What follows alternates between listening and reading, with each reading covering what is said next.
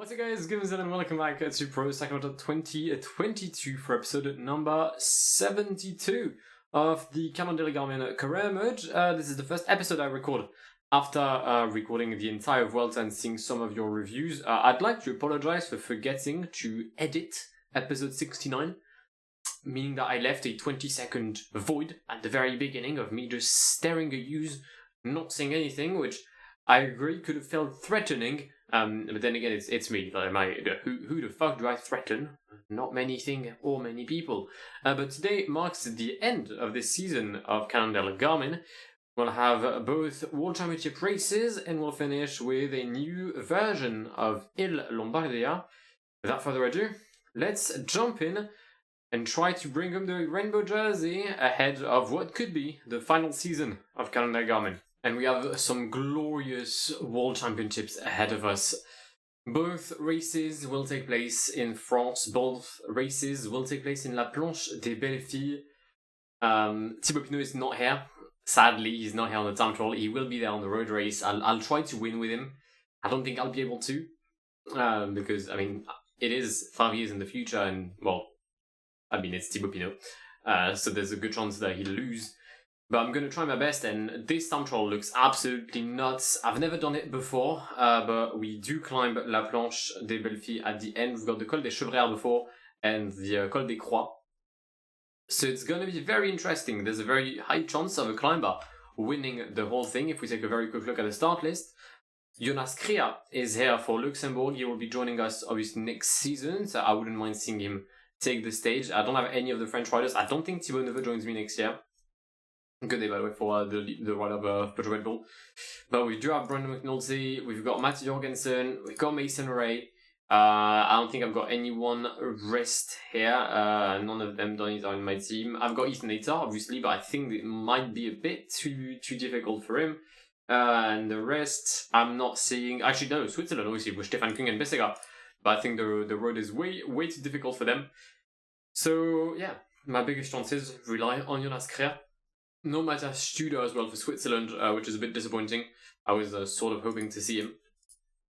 But yeah, I'll try and see how to manage this time trial and try to leave France with the rainbow jersey. Maybe I was wrong about a time trialist not being the favourite because Nathan Craig was leading until Pipo Ganna just crossed line 2:07 quicker than me. And the worst thing is, Thibaut Neveu hasn't even done a bad time trial. That's P5 for Thibaut. Ganna just blew up the race. Yeah, his performance is actually ridiculous. 47 seconds on Stefan Küng here. I'll try and recover energy with David Gaudu in the downhill portion heading into La Planche. But there's a very high chance of an Italian rider taking rainbow in La Planche des Belles Filles unless some of the proper climbers manage to do something. I'm thinking of McNulty, I'm thinking of Jonas Krea, or I'm thinking of Juan Ayuso. Roglic takes the third time in La Planche. David is doing well. I think there's a top 10 on the cards for our French leader today. McNulty has overtaken João Almeida. It's a very poor time trial by Botalume himself. Brandon, good time, probably good enough to get a virtual podium. Remco Evenepoel has taken P2 in La Planche, 24 seconds behind McNulty is taking P1. Brandon McNulty has moved into the virtual leading position of this time trial. Tiberi crosses the line, that's behind Ganna. David Gaudu, that's behind Ganna. That's 3:15 down. Jonas Krea, P1 for Jonas Krea. Juan, I beg. Juan Ayuso, for the love of God, do not take the lead ahead of Jonas Krea. I'm not going to check the previous time because it may just ruin my day. Juan Ayuso crosses the line. For 3 seconds, Juan Ayuso defeats the two riders of Garmin, Cannondale, Cervelo, blah blah blah.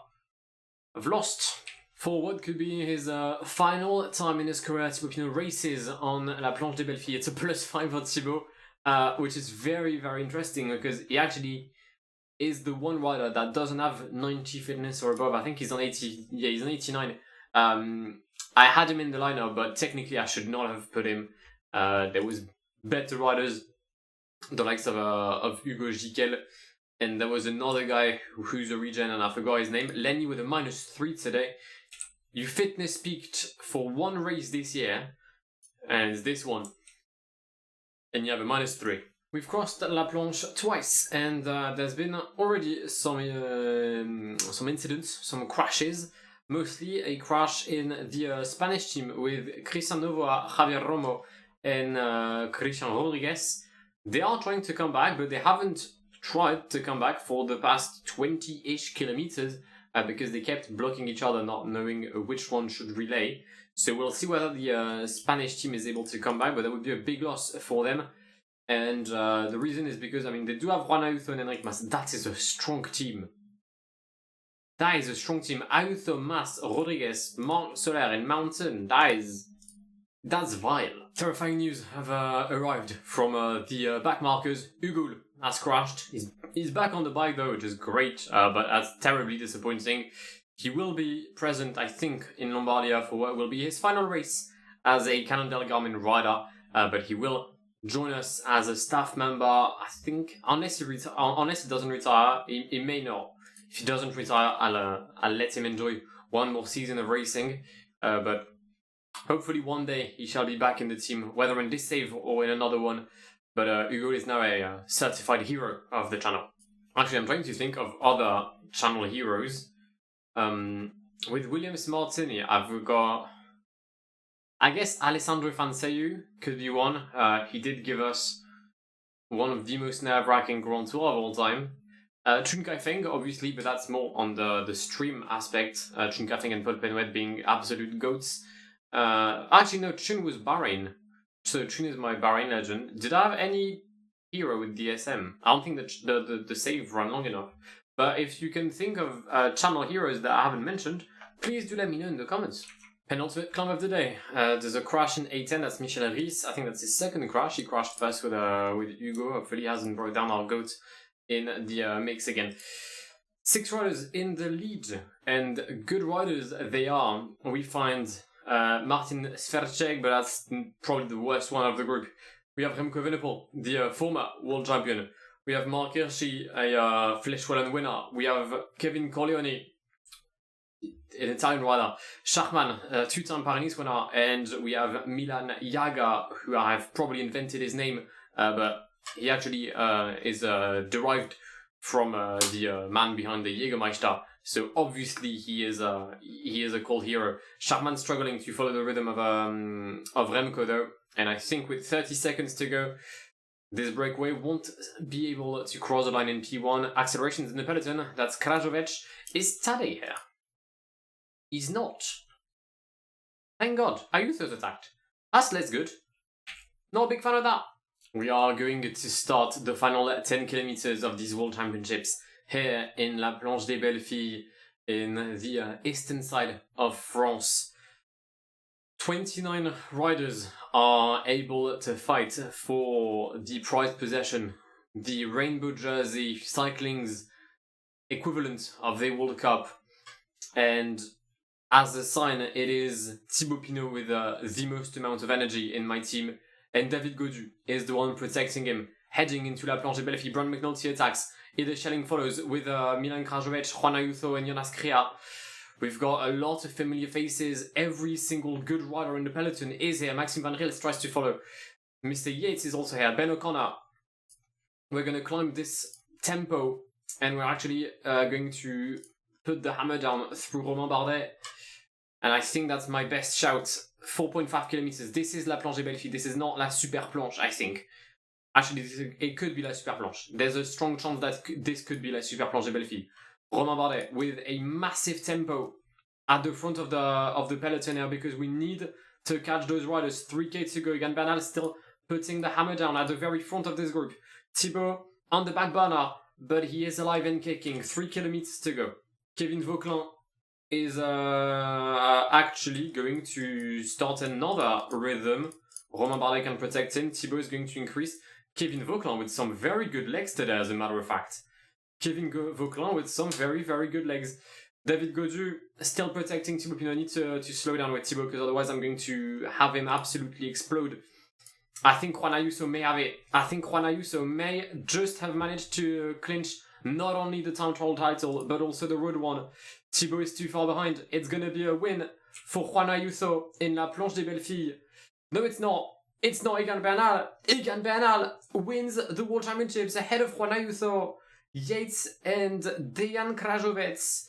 Kevin Vauquelin comes home in P5, making him the best French rider. Thibaut Pinot comes home in P7. That's disappointing. I think I had the legs to do better today. Maybe I should have played differently. But it's a disappointing P5 and P7 for the French team. Thibaut Pinot will not be crowned world champion in his career.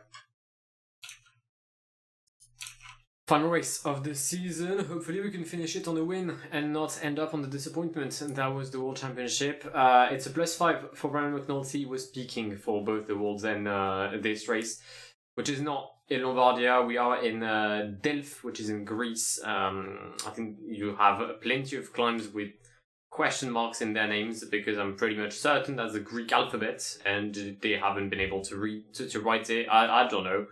But it should be an interesting race.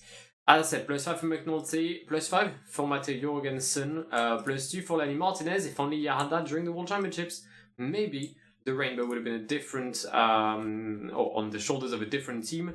Luis Menkis for his final race, I think, at all, with a -2, Vermarke with a +3, and finally Alexander Balmer, the Swiss champion, with a +1. I'm not sure the peloton has eaten this morning, leaving Greece, but as we approach the Kutsogianeka, I can tell you that they are on an absolutely wide one.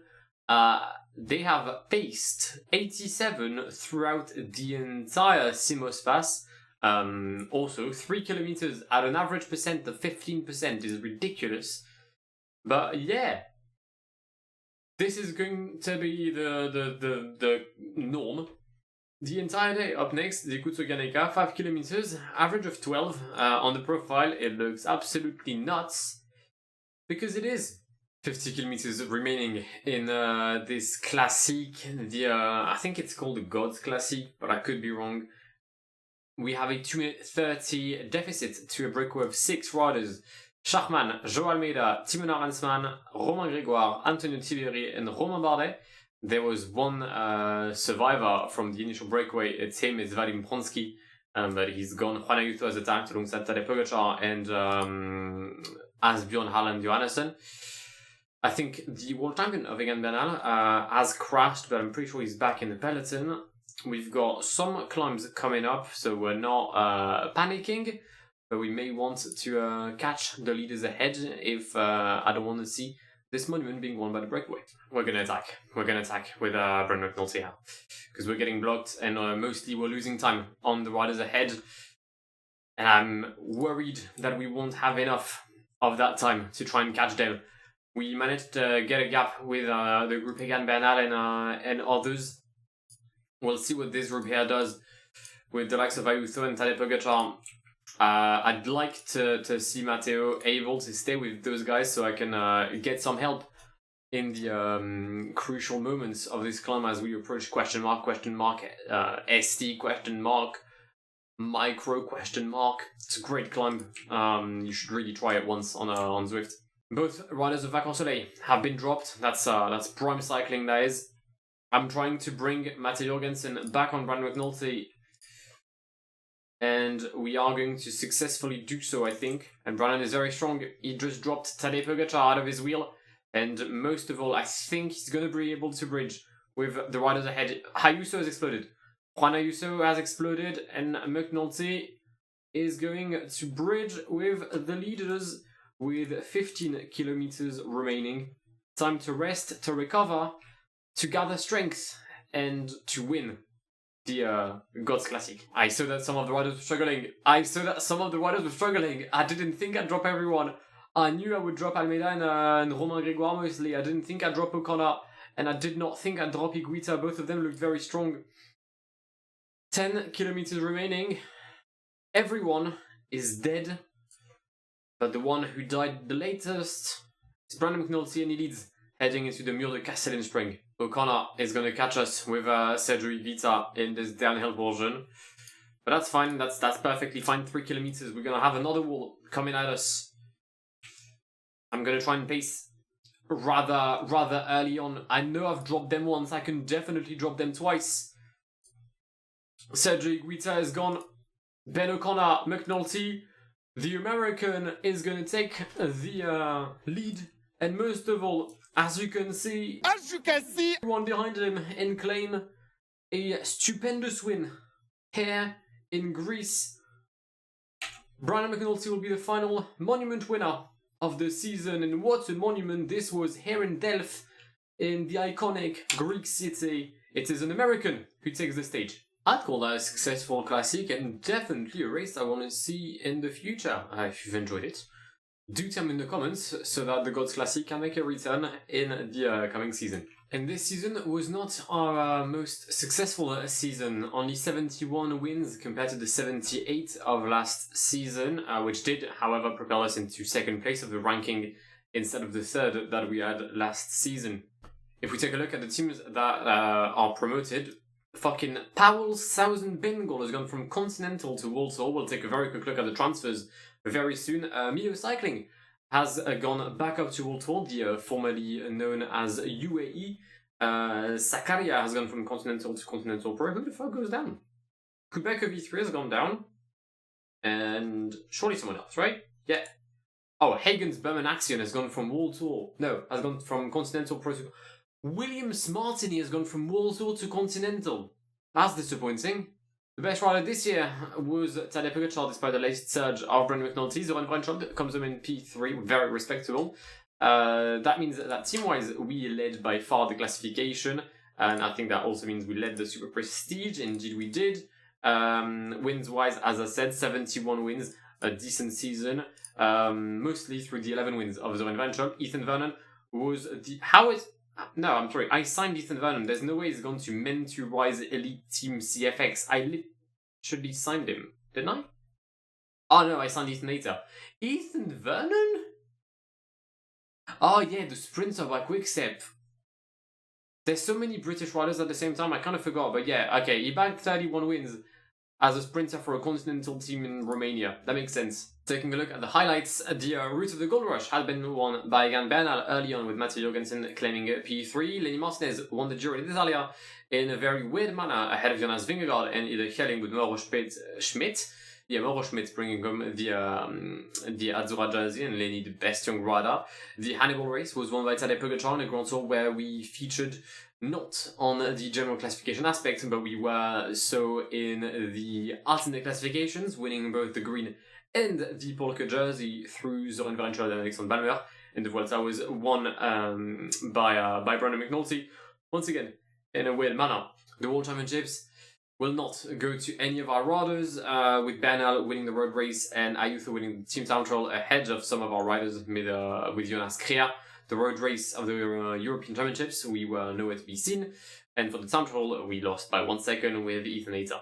When it comes to the monument, though, it is Razzia. We have won all 5 monuments this year for my first ever time in a very long time. Zoran Vranchard winning Sanremo and Ronda, Sheffield winning Roubaix, Kevin Vermaerke winning Liège, and not only Liège but also the Amstel and La Flèche, and finally Brandon McNulty wrapping up a glorious, or should I say a monumental season for Cannondale Garmin. Before taking a look at the main transfers of this season, take a quick look at our lineup heading into next season. We've got sprinters. I can't class by quality? Okay, I'll class by attribute then. But we've got climbers with Lenny Martinez, with Jonas Krea, with Matthias Studer, with Tobias Harland Johannesson, Brandon McNulty, Sean Quinn and Ben Tollett, all with 78 mountain or above. Our Grand Tour lineups have absolutely been strengthened on the hillside. Not much has seen a change. McNulty, Martinez, Studer, Johannesson, Vermaerke, Ben Tollett and Ethan Hayter are here, with Matthew Richardello as well. Time trial, we did not strengthen as much as we could have, but we didn't need to strengthen it, but we still did, with Ethan Hayter, with Jonas Krea, with Tyson Brown as well, the Canadian champion. Cobbles, I was not lacking in the department, and therefore not much has been done. Sheffield, Kung, Hayter, Luke Wood, Lizano, the core is still here. When it comes to the sprint, that's where we did the most work. We kept Zoran Vranchard, sorry, but we added Jose Maria Afonso, we added Ethan Hayter, Ethan Hayter, Nathan Richard, Justin Crema, Craig Scott. We've added a lot of talent. We've added Alberto Bettiol as well for some experience. I think this is our very strong lineup, and I think it's our strongest lineup by far. If we take a look at our dev team, I have made one signing myself through the editor. I saw a dummy called Lewis Hamilton, and I went for him. That's it. He's not very good. He's just a Baruda, but he was called Lewis Hamilton, so I had to get him. But we've got some decent prospects, mainly Finn McLaughlin. Very, very good in mountain and in hills. We've got Cameron Russell. We've got some decent riders that could develop in the near future. We've got the brother of Joël Suiter as well, so that's interesting. I'll go through most of the transfers of the peloton, but first we'll take a look at the riders of our team that leave us, starting with Tyler Farrar, who has not found a contract for next year. That is disappointing for the American, who's now a free agent. Riley Pickrell has gone to Ferrari Mongolia dev team. We thank him after his career, 3 wins for Riley ever since he arrived. I expected better from him, considering that most of his wins, only one of his wins actually was on the Canadian Championships, but we thank him for his work. Vinicius Rangel Costa is also leaving to Nike Alphabet, 7 wins in his career, mostly the Brazilian Championships, but that's fine. It turns out that Luis Menkis is not retiring the Giro d'Italia winner, which is not something I thought anyone would have ever said. Is leaving to join Movistar Best PC. Well, hopefully it's the case, then you can play video games on that one. Hugo is going to Ferrari CCC Metalec, 33 wins in his career with us. An absolute legend, Grand Tour winner, winning the Vuelta, winning the points classification and the best climbing classification of the Giro. He's done everything he could have, and he deserved the best. I did not keep him, but I'll always and forever have him in my heart. Also leaving are Derek G and Rafael Parisella, both unable to find a contract. Hannes Almeida, the rider from Luxembourg, joining Sports Proximus. Mark Cavendish not retiring as well at the age of 41. He's joining Novo Nordisk. And finally, Michel Leonard has gone to Provoclac de Vinci. 1 win for the Canadian. He was a very good rider, and I, again, wish him the best. Oh, and there's a massive mood. Juan Ayuso has left Crédit Agricole. He's gone to Galvani Conad, which is definitely a team. I do not know which one. It's Eolo Cometa. Juan Ayuso has gone to Eolo Cometa. Is this a Benji Nazen career mode?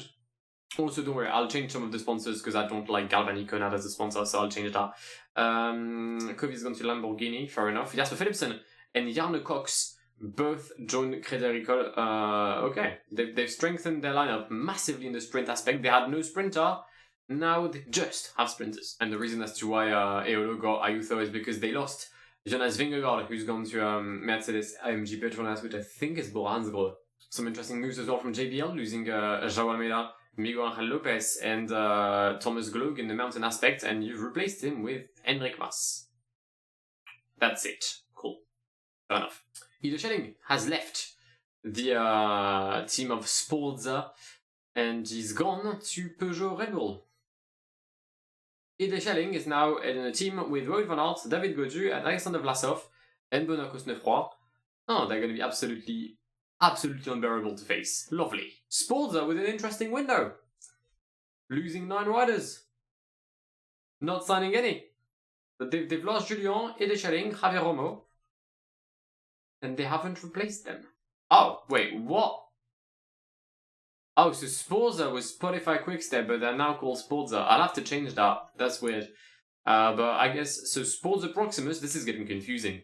They've lost Nick Mas and they've replaced him with Mats Pedersen. Cool. No change in Timo Bianchi. Chun Kai-Feng leaving to end his career. That's just destroyed my heart.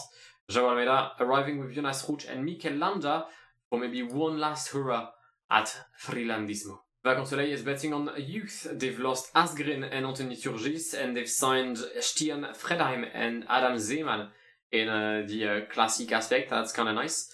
I'd love to see what Williams did to go from hero to zero. Giant is gone to Trinity. Voxy signed Carapaz, so Carapaz back to Ineos. That's always good to know.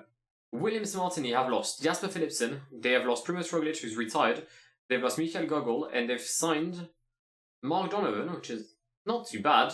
Paul Dovell, which is not too bad. Callum Cassidy. Sean Flynn. It's not a great window, but is it enough to go from World Tour to Continental? This is a team that interests me. Powell Southend has gone from Continental to World Tour. They've lost Jarno Cox, who was their best sprinter. They've lost Jason Rombut, who was their second best sprinter. And they've signed Alaphilippe, who's 34. Matej Mohoric, who's 32. Harry Sweeney. Anthony Turgis. Robert Donde.